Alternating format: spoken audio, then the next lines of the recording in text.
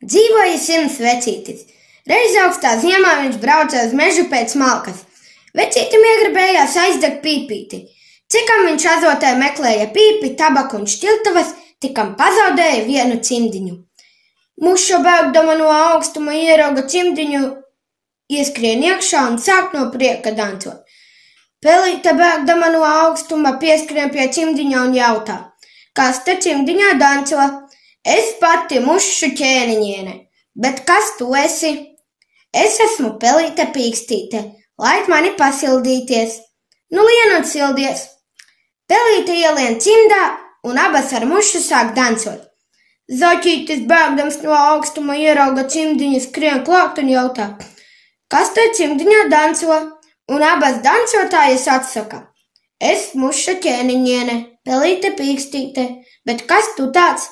Es esmu Zaķītis Baltlipītis. Ielaidiet mani pasildīties. Labi, lien un sildies. Zaķītis ielien cimdā un nu sāk visi trīs dancot. Vilks bēgdams no augstuma ierauga cimdiņu un jautā: kas tev cimdiņā danco? Es muša ķēniņiene, Pelīte Pīkstīte, Zaķītis Baltlipītis, bet kas tu tāds esi? Es esmu Vilks Strupausis.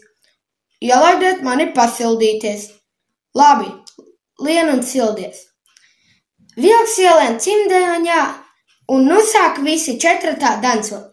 Lācis bēgdams no augstuma atrod cimdiņu un jautā: kas tur tai cimdiņā danco?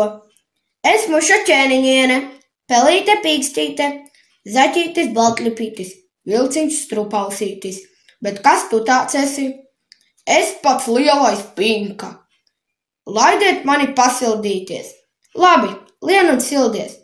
Lācis ielien cimdā un nu visi piecetā sāk pa cimdiņu dancot. Kur bijis, kur ne, atskrien gailis un aiziedās. Kikerigū! Dancotāji nobīstās un sāk ar spēku lausties no cimdiņa ārā.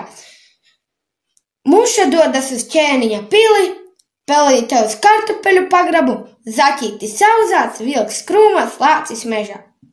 Skriedami saplēš vecīša cimdiņu, un tā vecītis līdz šai dienai staigā ar vienu cimdiņu.